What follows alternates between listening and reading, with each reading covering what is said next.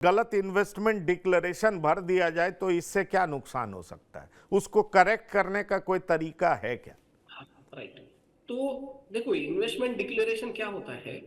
जो एक कंपनी है, जैसे हमारी एक कंपनी, आपकी एक कंपनी है, तो वो अपने एम्प्लॉइज से डिक्लेरेशन ले रही है जनवरी फरवरी मार्च में कि आपका टैक्स कितना बनना चाहिए और मैंने सैलरी में से वो टैक्स कितना कट होना चाहिए।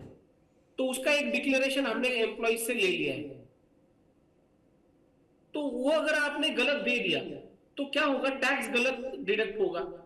अगर टैक्स, और बहुत बार जो इनकम टैक्स डिपार्टमेंट है वो आपके डिक्लेरेशन के और पे रिलाय रह के आपका इनकम टैक्स रिटर्न एक्सेप्ट करते हैं विदाउट एनी इन्वेस्टमेंट प्रूफ। तो वो गलत, आपका रिटर्न भी गलत जा सकता है काफी बार। और गलत रिटर्न जाने के कॉन्सिक्वेंसेस तो है, आपको पेनल्टी लग सकता है, लीगल कॉन्सिक्वेंसेस है, बिना वजह का आपका असेसमेंट लग सकता है, तो उसमें टाइम कंज्यूमिंग है, कॉस्ट कंज्यूमिंग है।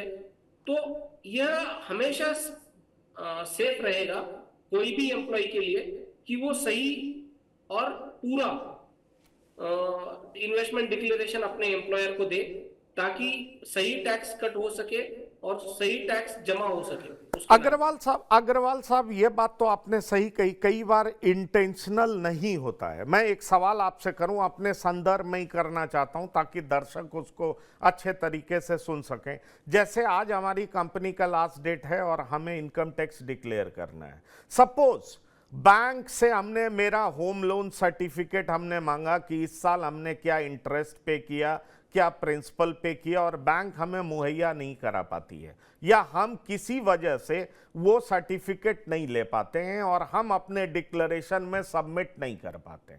तो आगे कोई जरिया है जिसके सहारे हम अपने इनकम टैक्स में छूट ले सके? क्योंकि अभी तो जो लास्ट डेट है वो मान लीजिए उस लास्ट डेट तक हम दे नहीं पाए, बहुत सारा अपना इन्वेस्टमेंट प्रूफ नहीं दे पाए जिन वजहों से भी।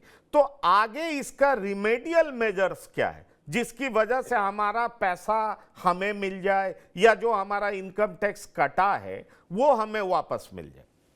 परफेक्ट। देखो, कैसा है, अगर आपने कोई गलत इन्वेस्टमेंट डिक्लेरेशन दे दिया है, या आप इन्वेस्टमेंट डिक्लेरेशन नहीं दे पाते हो, या इन्वेस्टमेंट आपका हो नहीं पाता है 15 फरवरी तक, आपका प्रपोज नहीं है कि मैं 31 मार्च तक क्या कर पाऊंगा, जो भी चीजें हैं जहां पे छूटती है वो आप आपके इनकम टैक्स रिटर्न में करेक्ट कर पाएंगे। जब भी मैं मेरा रिटर्न फाइल करता हूँ, उसमें मेरा जो भी गलतियां हुई है या जो कमियां हैं वो उसको कवर करके मैं मेरा इनकम टैक्स रिटर्न फाइल करूंगा। इसके लिए मैं बहुत अच्छा एग्जांपल देना चाहूंगा। बहुत सारे एम्प्लॉइज अपने जो सेविंग बैंक अकाउंट का जो इंटरेस्ट होता है या एफडी का इंटरेस्ट होता है, या आजकल हर एक जने का डीमैट अकाउंट है, डीमैट अकाउंट में जो ट्रांजेक्शन हुए हैं, वो काफी एम्प्लॉइज, मैक्सिमम एम्प्लॉइज उसका जो इनकम है वो डिक्लेयर नहीं करते हैं एम्प्लॉयर को। तो ये सारी चीजें वो क्या करते हैं, जब इनकम टैक्स रिटर्न फाइल करते हैं उस टाइम पे उसको कंसिडर करते हैं।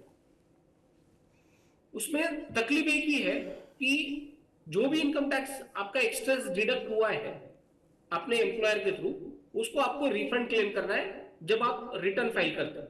अगर हम किसी वजह से अपना कोई डिक्लेरेशन अपने एम्प्लॉयर के सामने नहीं रख पाते हैं किसी भी वजह से, जैसे मैंने आपको बताया, मैं अगर अपनी बात करूं, होम लोन मैं डिक्लेयर नहीं कर पाता हूं अंतिम तिथि तक, तो हो सकता है हमारा एम्प्लॉयर हमारा सैलरी में जो भी इनकम टैक्स बनेगा वो काट लेंगे, और काटने के बाद मैं उस पैसे को आईटीआर फाइल करते समय वापस ले सकता हूं, क्योंकि तब हमारे पास सफिशिएंट टाइम होगा। 31 जुलाई से पहले मैं अगर अपना आईटीआर फाइल करता हूं तो वो सारी चीजें मैं दिखाऊंगा कि मैं, मेरा होम लोन भी चल रहा है, मैं होम लोन भी पे कर रहा हूं, और उसका इंटरेस्ट मैंने इतना पे किया है, प्रिंसिपल अमाउंट इतना पे किया है। इसलिए दर्शकों, अगर आप कहीं पे एम्प्लॉय हैं और आप अपने एम्प्लॉयर के सामने सारा डिटेल्स की जानकारी नहीं दे पाते क्योंकि आपके पास इनकम टैक्स प्रूफ नहीं हो पाता है या उसका सर्टिफिकेट आपको नहीं मिल पाता है,